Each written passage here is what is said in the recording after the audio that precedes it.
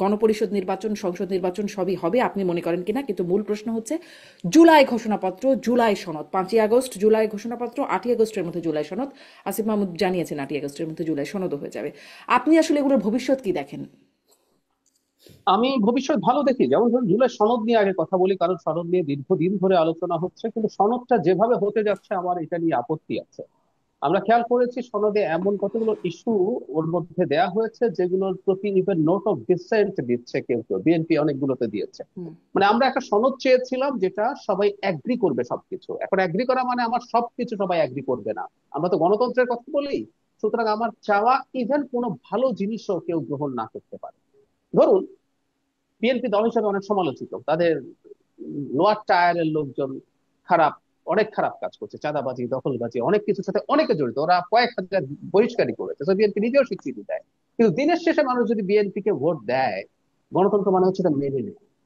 হুম। আমি এটা বলতে পারি না এই খারাপ দলটাকে কেন জনগণ ভোট দেবে, আমাকে কেন দিল না, আমি যদি ক্ষমতায় আসি আমি এটা নিয়ে এই করে ফেলতে চাই, এটা হয় না। তো খারাপ জিনিস বা যে ভালো জিনিস হয়, যেমন বিএনপি নোট অফ ডিসেন্ট দিচ্ছে, এরকম কিছু ইস্যুতে আমিও মনে করি বিএনপি সঠিক করছে না। আমিও বিএনপির উল্টো অবস্থান আমার আছে আপার হাউস নিয়ে বা বিভিন্ন কমিশনের নিয়োগ নিয়ে।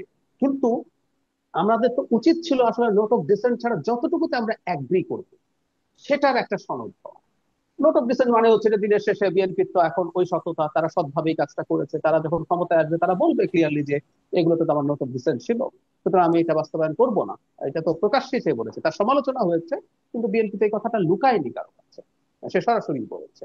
সুতরাং সনদের ক্ষেত্রে যে নোট অফ ডিসেন্ট ওয়ালা জায়গাগুলো, বিশেষ করে বিএনপি যেগুলোতে নোট অফ ডিসেন্ট দিয়েছে, সেগুলো বাস্তবায়ন হওয়ার কোনো সম্ভাবনা আমি আসলে দেখি না। এবং তারা যদি সেটা না করেন, ইউ ক্যানট ব্লেম দেম।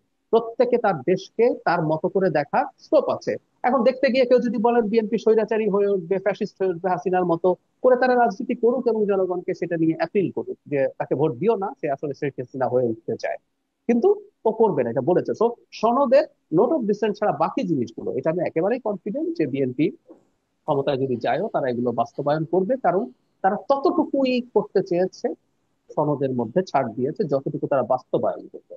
না হয়তো ওরা সবকিছু মেনে নিতে পারতো অ্যাপারেন্টলি, তারপর হুম। যখন ক্ষমতায় আসবে ভুলে যাবো, আমাদের এই চর্চা তো আছে। কিন্তু বিএনপি এবার কিন্তু এই কাজটা করেনি, তারা সৎভাবে করেছে। আর ঘোষণাপত্র নিয়ে আমি মনে করি আমাদের যদি কিন্তু ঐক্যমত্য এখন হয়েছে। সৎভাবে করছে, হ্যাঁ, তারা আসলে খুব সিরিয়াসলি কাজ করছে, এর মধ্যে একটা মানে একটা পড়াশোনা, একটা গবেষণার জায়গাও আছে, সেগুলো তারা করছে ঠিকঠাক মতো। কিন্তু পরে যে তারাই সেটা মানবে, তার কি একটা ভরসা, নিশ্চয়তা না আমরা না, পাই? তার মানে না, তার মানবে, তারা মানবে, তার প্রমাণ দিই।